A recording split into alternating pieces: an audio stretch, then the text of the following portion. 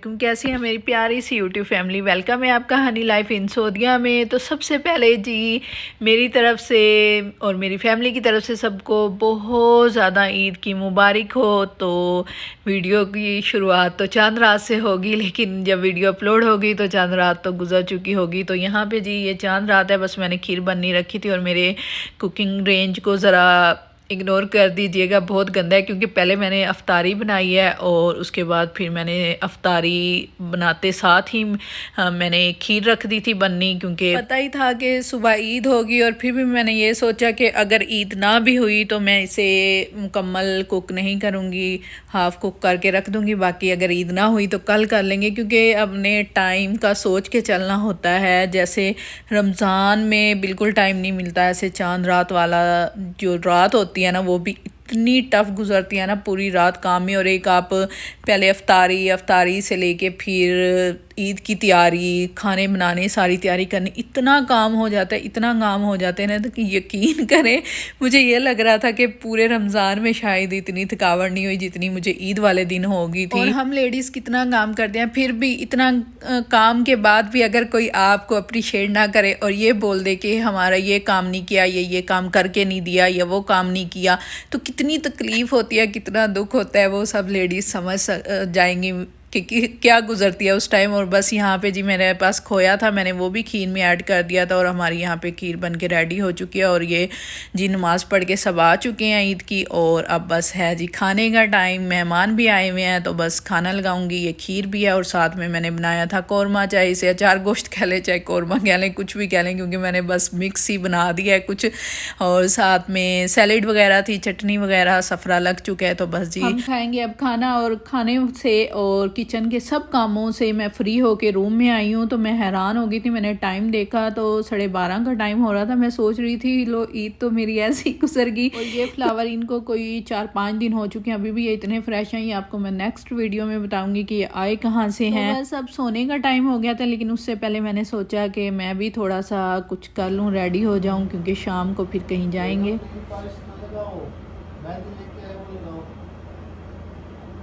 ये ना लगाओ।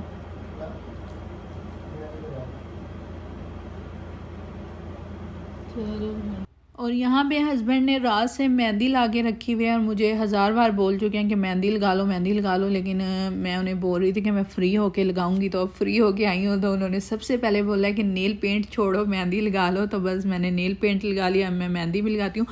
और ईद का दिन भी कितना अजीब होता है ना, खुशी का दिन होता है, लेकिन अपनों की याद भी कितनी आती है ना। और मेरा तो यही है, जो ईद का दिन होता है ना, मैं चांद रात से लेके ईद की सुबह तक इतनी इमोशनल होती हूँ ना, मुझे अपने अब्बू की बहुत ज़्यादा याद आती है। और जैसे जैसे फिर टाइम गुजरता है, दिन गुजरता जाता है, मैं नॉर्मल हो जाती हूँ, लेकिन सुबह के टाइम मुझे उनकी इतनी याद आती है। और इस साल तो इतनी मुझे उनकी याद आ रही थी, इतनी ज़्यादा याद आ रही थी, मैं बता नहीं सकती कि मैं रात से लेके सुबह अब तक जब मैं अकेली बैठती थी और मेरा जहन उधर ही जाता था और मुझे उनकी बहुत याद आती थी। मेरा दिल कर रहा था कि वो आ जाएं। और आए साल तो ये होता था कि भाई यहाँ पे होते थे ना, तो मैं उनमें उनकी कमी को पूरा कर लेती थी उनको देख के। लेकिन अब के उनकी कमी ज़्यादा फील हो रही थी। तो बस अल्लाह ताला सबके माँ बाप को सलामत रखें, और जो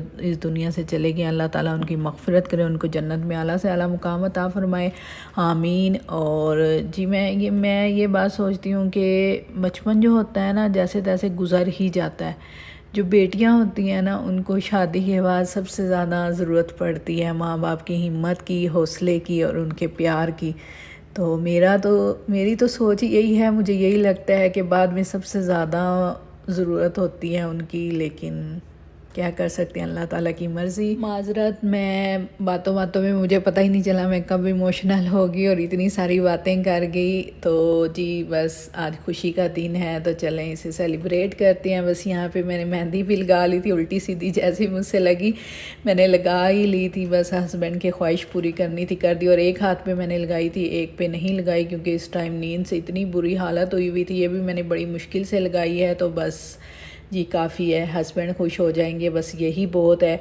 तो इसके बाद मैं सो गई थी और सो के उठने के बाद का टाइम है, तो अब बस जी थोड़ा सा रेडी होते हैं और चलते हैं बाहर, थोड़ा सा माइंड भी फ्रेश होगा और पता तो चले कि ईद है। तो मेरी ईद अब रात को स्टार्ट हो रही है और यहाँ पे मैं करूँगी हल्का फुल्का सा मेकअप। तो उसके लिए मैंने ये कुछ चीज़ें ली हैं और ये फाउंडेशन और ये कंसीलर जो मैं आपको दिखा रही हूँ, ये मैंने पाकिस्तान से मंगवाया है अपनी फ्रेंड से। तो बहुत अच्छा है, बहुत ज़्यादा अच्छा है। इतने फाउंडेशन मैंने यूज़ किए हैं लेकिन इस जैसा अच्छा नहीं देखा। बस इसकी एक मिस्टेक थोड़ी सी है कि थोड़ा सा कलर उन्होंने लाइट शेड सेंड कर दिया है मुझे, लेकिन खैर कोई नहीं, मैं मिक्स मैच करके गुजारा कर ले। तो बस यहाँ पे जी मैं रेडी हो रही थी और साथ साथ हम दोनों की बातें भी चल रही थी, तो हम बातें कर रहे थे। तो बस जी अब मैं रेडी तो हो गई हूँ, अब पहनती हैं जी अपना ड्रेस, और यहाँ पे मुझे बोल रहे थे कि हाथ देखो, हाथ की क्या हालत कर लिया। बाकी मैं अभी देख रही हूँ कि मेरा हाथ इतना ज़्यादा गंदा हो गया था। और ये है जी मेरा ड्रेस, बताइएगा कैसा है और इस ड्रेस